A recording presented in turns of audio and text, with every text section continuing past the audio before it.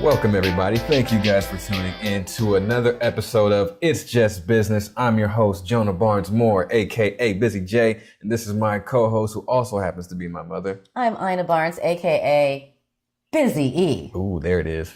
That was I'm smooth. getting into the sweet spot of that. Yeah. I'm getting there. I'm getting closer. Very good. I think the merch is helping. I think the merch is helping. The a little embroidered bit, Nike hat, you see is doing big things out here. Trying anyway. But thank you guys for tuning in. Thank you. You know, we've it's been very exciting for us to see the responses we're getting from our podcast, and we want to thank you guys, and we appreciate your support, your continued support, and we will continue to educate you guys and give you guys the real about what's going on in business, in the business world, and things that we think you should know. Absolutely. That will help you be successful in the future. So we have a big one today. This is going to be a very interesting, and this is literally big business. Big business we talking over here. Business or business? Business. Oh, it's business. This is business. This business. I like business. Business is fun. This is big business. This is let's big do it. boy balls, big boy stuff. We are going to talk about venture capital. VCs. AKA VCs. You probably heard this and don't have a clear understanding of what it is. Well, good thing you tuned in, because we're going to break that down for you today. Now, VCs is the big boy game. This is where the real money is invested. This is where, we see the large titans of today's economy, such as the Amazons, the Facebooks, the Oracles, anything you name, they have to go through this process, the VC process. So we're going to break that down for you. And I'm going to hand this off to my mother, who's going to give us a breakdown of what it is. And then I'm going to talk a little bit about valuation. And then we're going to talk about what VCs are trying to accomplish, not necessarily in that order. And then we're going to have a little discussion about what are the pros and cons. Yeah, the pros and cons. Busy E, please tell them what a VC is. So basically, a VC is a company that has a group of wealthy investors. Now, these wealthy investors are willing to take more riskier chances or greater risk with their investment. So VCs have a group of wealthy investors from which they draw funds. And generally, with these investments, the investors are expecting a ROI, rate of return on their investment, within 3 to 7 years. So they really want to get their investment back within a pretty tight window, 3 to 7, 3 to 10 years of investments, right? And generally, when a VC uses its funds to invest into a startup, their expectation is that ultimately this startup is looking toward either being merged with a company, being acquired by a company, or offering an IPO.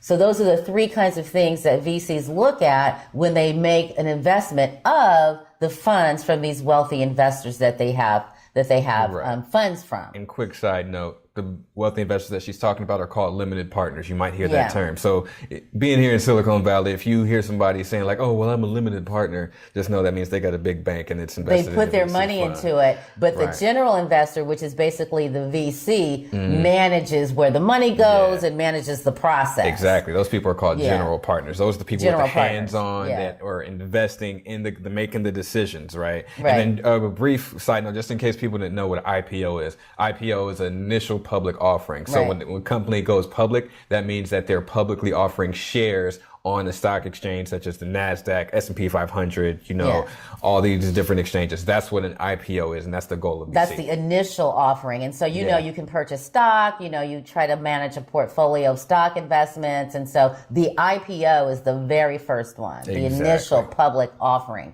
when a company goes public. Exactly. So that's kind of it. The other thing is that investments so you have a VC that says they're going to make an investment into your company and they put a dollar amount on that. They don't give you the whole investment up front. Oh yeah, no. They don't give it to you. The whole thing doesn't come up front. So they give you an initial amount of money, and then they have landmarks and they have basically goals that they're setting to see whether or not they want to continue to put the total investment that they set aside into your startup. And those are called rounds. Yeah. So funding rounds. So you go through the first round of funding. Then you go through a second round of funding. You can go through multiple rounds of funding. Once a VC has decided to invest into your startup or your company, then, they have rounds within which they will invest.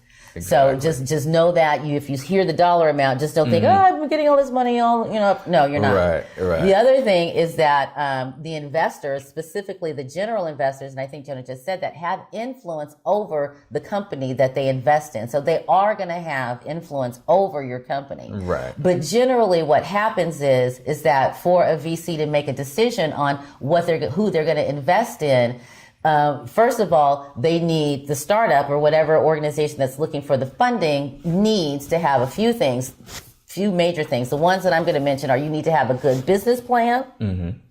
You have to prove that you can add value to your target market, which generally should be in your business plan. And you should definitely have a goal of either merging or being acquired or doing an IPO. So when you go to a VC, know that those are the kinds of things that you need to be prepared to do when you get that funding. Right. And it's really worth it. It just depends on, where you are and what your ultimate what goals your are. strategy But I is. think that's kind of a highbrow kind of broad stroke of what a VC is. And by the way, when you're looking for an investor or a VC to invest in your company, generally the firms, the VCs, specialize in general areas. So they generally have expertise in certain industries, in certain areas. So they'll invest into you based upon their understanding of your space and your industry, and based upon, how deep they think that they can go into understanding what it is and whether or not it's going to be risky, but if the risk is worth taking. Exactly. And that's Is that a highbrow? Yeah, that's a very good overview. I think you laid it out perfectly. Okay. And so just to dive a little deeper, right? When you're a startup,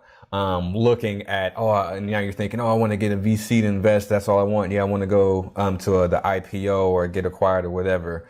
There's also something that you should understand about VCs. VCs don't typically invest in a company until they're at a certain point in their history or in their lifespan, right? So when you're a startup, right, obviously your first investors should typically be like, your family, your friends, but your immediate investors, right? And that's usually happens between year 1 and 2 of you starting your company. Between year 3 and 5, then you'll start to find, your angel investors. So these are the people that are taking on real risk, right? These are the people that are investing in the idea of your company, even though you haven't scaled and grown completely. They're like, okay, this idea, I think it could really work. So we give you a seed round of funding. And then after that, this is called the bridge stage. The bridge stage is when your company has proven that its proof of concept actually works. People are actually buying it and it's trying to grow and expand into different markets. Yeah. That's when the VCs come in. And that's typically called the bridge stage, because that's the point where, okay, now as opposed to operating locally, we're trying to operate nationally, or we're trying to operate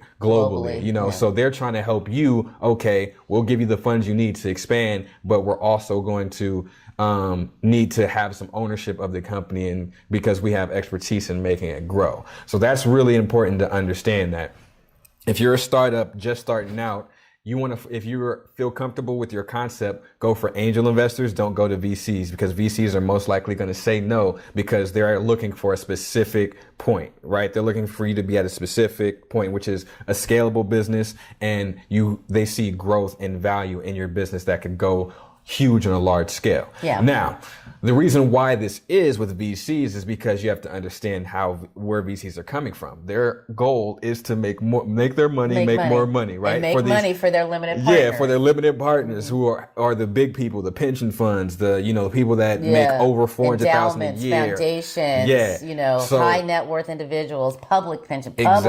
Exactly. And so you have to understand, VCs, just statistically speaking, only 10 to 15% of their investments actually become successful, right? So that's a 90 to 85% fail rate. Exactly. And so they have to make the best possible decision, and they want to basically guarantee that their money is going to have some sort of value in about a 7-year span, because that's how long it typically takes for you to go public. Is about 7 to 10 years for you to go from actually receiving VC funding to going public. Now, that's their business model, right? Their business model is where you need to get one company or maybe 2 a year that knocks it out of the park and brings unanimous, like not unanimous, but ginormous. Ginormous. Ginormous. We're gonna look on dictionary.com on how to spell ginormous. Ginormous. A ginormous return Huge on their return. investment. Yeah. And so Sure. that's how you have to look at it, right? You have to think, is my idea the one that's going to knock it out the park, or is it something that I just want to see come to fruition and I'm unsure about seeing where it goes, right?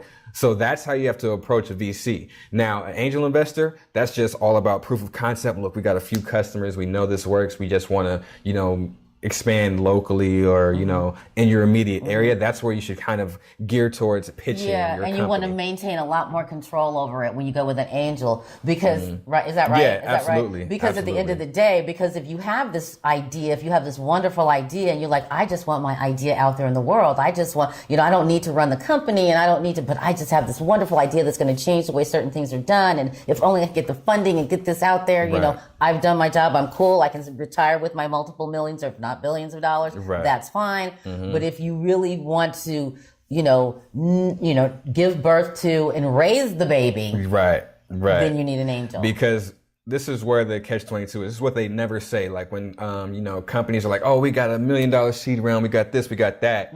That pretty much means that they sold a piece of ownership to a company, Yeah. right? Unless they specifically say this is a joint venture or this is a co-op or this is some kind of business to business, collaboration on a project, that means that they sold a piece of their company to a VC or to, their angel investors. Now, angel investors typically don't do that, but it's still something that you should be aware of if you're looking to get funding from a VC. Yeah. Now, what also happens is with ownership also comes control. You are giving these VCs more control over the company. Now, what does this mean? This means that the more investors that you have, they can start moving people around. They can start hiring and firing people within your company. They can dictate what your strategy is going forward. They can be more and more hands-on as you receive more funding. So that's, a decision you have to make as a business owner is, Right.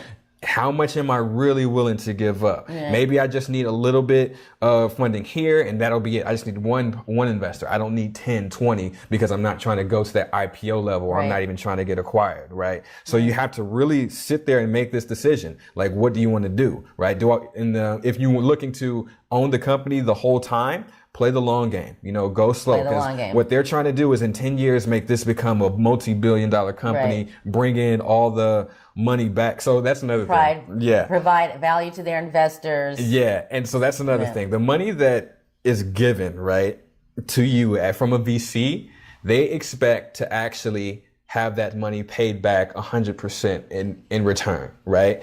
And so that's one way that they receive cash flow or receive funds. Also, as they purchase more of your company, they're also going to take a percentage of the profits, right? Now, this is where it gets really tricky. I learned this in my MBA course at St. Mary's, right? So if your company doesn't make more than what the seed round was, so say you got $1 million, if your company doesn't make $1 million, all of that profit goes to the VC. Right. And then once you start actually breaking above, like say the next year you made less, and then the year after that you made more than $1 million. Right. So you say you made $700,000. Right. Right. Right. That $700,000 goes to the VC. All right. Now you owe the VC $300,000. Right. Right. So the second year you make $500,000. So the first year is 700. So you're at 1.2. Right. Right. Of that Next, 500,000 the that three you goes made, over. the 3 goes to the VC. Plus the 20% that they take yeah. because they bought some of your company. So they get 20% of profits. So now you're looking at a real small margin. So it's like, wow, we grossed 1.2 million in 2 years, but we only saw maybe $200,000 of it. So these are things that you have to see, right? So imagine when you're looking at all these other companies, they have all these rounds of funding. They have $6 billion with 30 different VCs. It's like, yeah, that company is getting eaten alive from the inside out. And all those different equity companies are receiving payment and repayment of their initial investment. While sitting on the couch getting their food delivered from DoorDash Right. with Amazon delivering the Kicking back while you're doing your hard Yeah. sweat, blood, Yeah. and tears, right? But if you're cool with that, then hey, that's you. Because I think I heard on, I haven't seen it, the episode, I'm going to watch it, but on Shark Tank, Mark Cuban was up there, and this guy, he had a really good I heard idea. about that. He had a really good idea. I heard about that. And he was like, he was not trying to give up any, investment to, because he knew, he was like, I know this is going to work, but I want to stay in control, but I need your money to scale, right? So he's in that conundrum. And so Mark Cuban had to break him down and pretty much say, you have to make the decision. Do you want 100% of the grape, or do you want 15% of a watermelon? What's the choice going to be? Well, because that's great. 100% of the grape is you own everything, but your market cap, your value isn't as high. 15% of a watermelon is going to feed you way more than a grape is, but you won't have as much control. Right. So this is the dynamic that's at play when you hear about venture capital, seed rounds, companies receiving hundreds of $1,000,000 to do X, Y, and Z. Yeah. This is what you have to, this is the underneath it, what you don't see. Because I think a lot of people just think, oh, they're giving us money so we can do our project. Yeah. Cool. Yeah. If that was the case, everybody would do it. Everybody would do it. But no, understand, they're in the business of making money, and they're making lots of it, tons of it, trying to actually get 100 and 400% returns on their initial investment. Right. Because they have these, they answer to their partners as well. Mm-hmm. So they have to answer to the investors. The VCs have to answer to their limited partners. So everybody's answering to someone. Right. So they have to do that. Right. And so and that's where you can hear a lot of buzz from these companies that do get funding. It's like, oh, our valuation is X, Y, and Z. We're valued at, $2 billion, $3 billion. And it makes sense because that's their metric, right? Yeah. If I'm in this system of getting VC money, I have to make sure that I grow the business scalable and make it grow and become as valuable as it can. Yeah. So they use the value metric. Now, there's a couple ways to measure value when it comes to receiving VC funds and determining, okay, well, what's my company actually worth? And Mark Stevenson, who was at the AMCO conference, which is a video that I'm going to put up if you haven't watched, be sure to check that out. He actually mentions kind of a problem that too many companies are focused on the valuation, because at the end of the day, if your company doesn't become successful and something changes and you don't innovate, the next thing you know, your company is not worth anything. So it's not really an important metric, but it's what VCs use to determine if they want to invest in your company, right? And so, with obviously the first way is if you have cash flow. Your cash flow ultimately determines the valuation. And also you can look at how much a VC invests in a certain company, right? Mm-hmm. So say if VC invests $1 million for 20% of your company, it's like, okay, you just do the math. 20% is 1 million. So, I must be worth about $5 million. Right. Our company is valued at $5 million. So that's kind of the math behind it. But if you don't have any free cash flow is obviously implemented in that valuation. I just want to give a brief one. But if you don't have any cash flow or anything like that, then what happens is these companies look at, comparable financings, right? So how much has another company similar to your product been given from another VC? And then they'll determine it that way. It's like, okay, this company was given that does the same thing or is in your same industry was given $1 million for about 15%. Okay, so we can say that if we're looking at the same thing, yours is about 6.5 million or whatever, that's how you can value it one way if you want to look at that. And also potential value of exit, right? So exit is obviously the IPOs, the mergers and acquisitions, so if you can also look at, okay, this company did the same thing, right? They had the same amount of employees, whatever. And so they actually, at the end of their lifespan, well, not their lifespan, but when they achieved the goal of merger and acquisition or an IPO, they exited it at $3 billion, so you're at this stage. So you're kind of they use these as like, rules of thumb to determine the valuation, right? Because ultimately, like I stated before, when you're in dealings with VCs, it's all about growing your business. It's all about scaling your business. So keep that in mind, because at the end of the day, there comes pros and cons with that. And it's all a determinant of you and what you want to do with your company, right? And so this is kind of where we're going to have the little discussion about the pros and cons. Now that we've played out the whole scenario for you, you know what VCs are, you know how they operate, you see their business model. Mm-hmm. Now we can kind of discuss what are the pros and cons, right?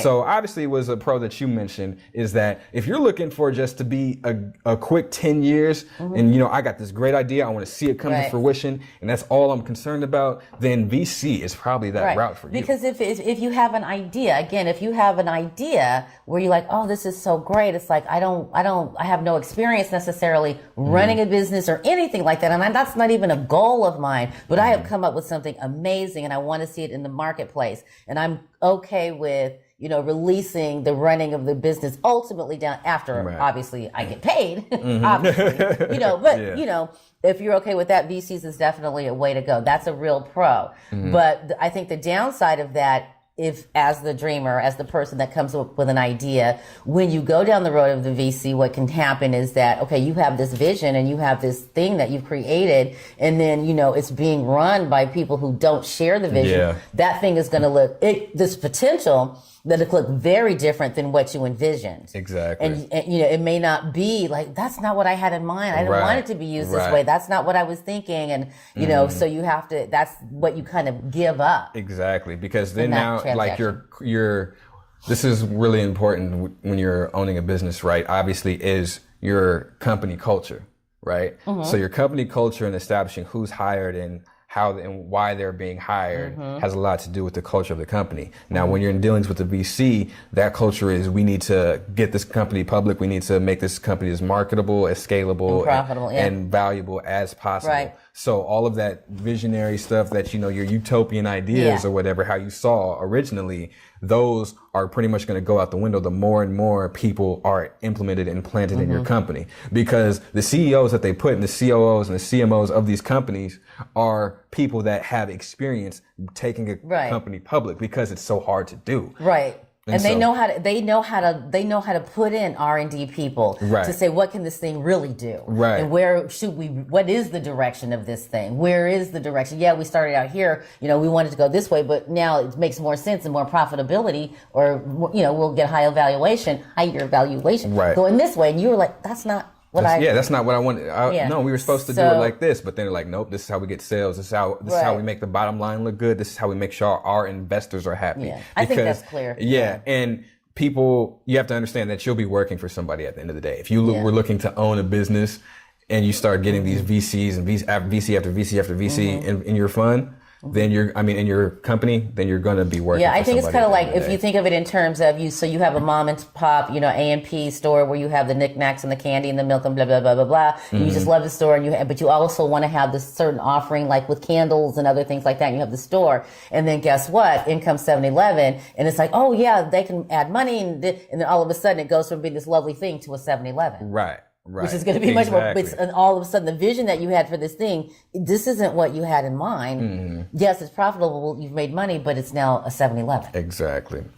So now let's go to the flip side, right? Say that's not your strategy. Say you want to own your company, you want to build like a large company like that lasts forever and that you want to keep it private, right? And you want to really execute your vision. Yeah. The pros of this is that you can stay in control of the business the whole time. The cons is that it's going to take a longer period of time. And probably not 10 years. And it's not going to, not even probably close. Not because you're having to generate everything yourself, right? You're not receiving this funding that can immediately blow up your business, right? You actually have to work it. You have to work it out. You have to generate those sales. You have to market your product. You have to, churn. It's the hard work. It's the groundwork. But then again, you'll have 100% ownership of your company over a long period of time. You can build it the way that you see fit. With fewer resources. Yeah. And then let's briefly talk about on another podcast, we spoke about the actual powers that businesses have over, when it comes to their dealings with the government and the immediate economy, right? Because a business is a significant player in an economy, it ultimately has power and influence, right? Because business is power.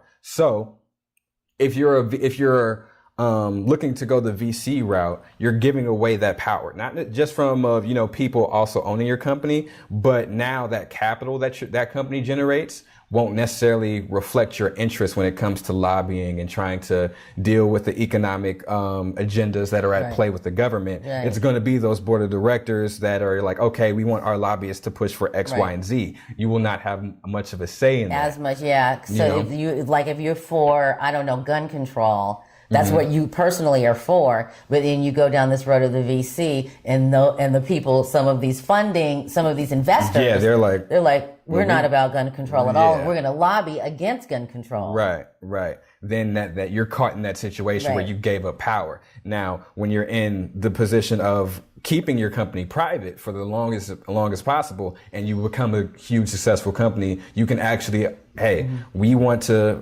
lobby for gun control, and that's what we're going to do. You have a say in that. And so you kind of still hold on to that power to influence your communities for the better. And push make your constituents and customers happy, and, be on their side and see things the way that you wanted to see them, and execute your vision. Yeah. And so that's where you have to really decide at the end of the day. Do I want 15% of a watermelon, or do I want 100% of a grape? But that grape can turn into a grapevine, a vineyard or whatever. It's just all a matter of time. Yeah, exactly. I'll be buying that for you. Yeah. So it's really important to make that decision as a business owner or somebody even just looking into, starting your own business, and maybe you're on the fence about, getting funding, right?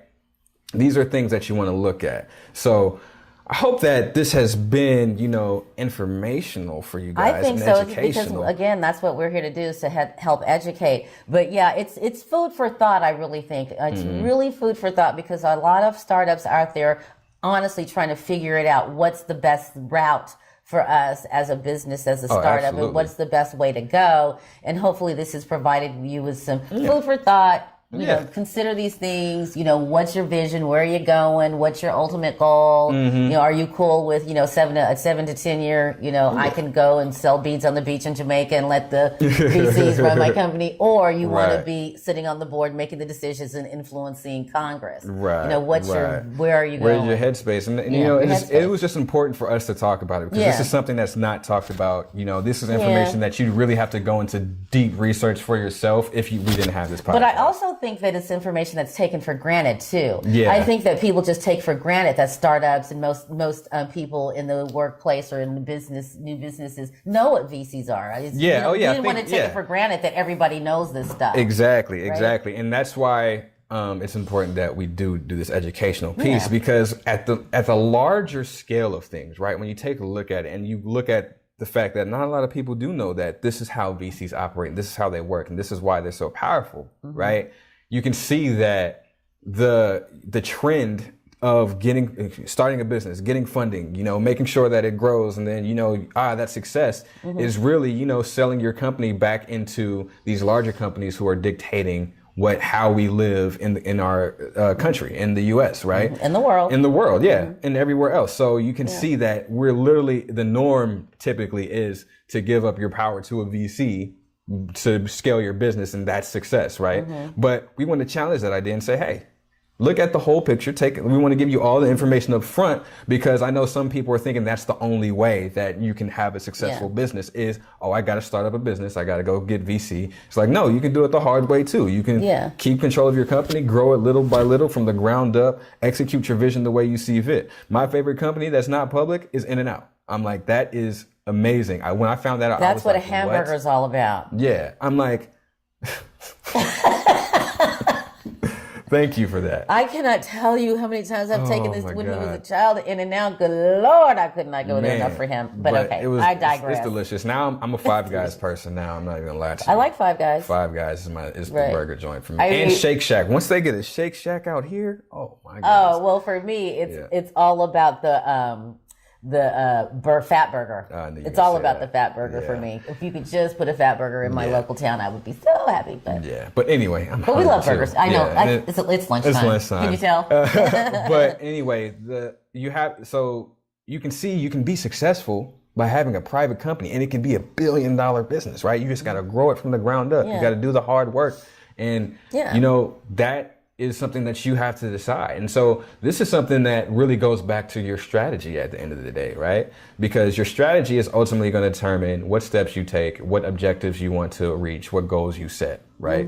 So this is why we want to provide all this information to you, so you can really sit there and think, you as business owners, or if you're even just playing with the idea of starting a business, the best thing to do is start with what's your end game, right? What is your end game? What is your end game? What do you ultimately want to do? Now that you've got this great idea, what's the end game? What's the end game? Because a lot of companies have failed by not setting what's the end game. A lot of companies have failed just by simply chasing the bottom line, right?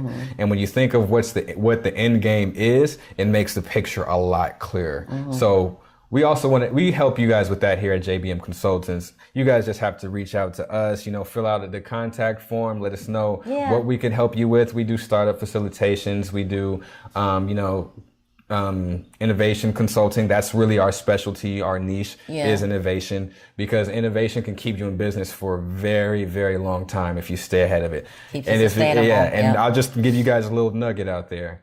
Look at what Oracle did in the 1990s, like late 90s, 2000s, when they turned into an e-business, and how they're still in business today, and how them getting ahead of the innovation, which at the time was the internet, allowed them to sustain success. Now you see Oracle Arena. Now Oracle's in pretty much all of these business doing the underlying systematic work, and you didn't even know it. So but check out our website at www.jbmconsultants.org. He hates it when I say www. jbmconsultants.org. jbmconsultants.org. We offer, our services include innovation strategy development programs, basic innovation workshops, basic cryptocurrency workshops.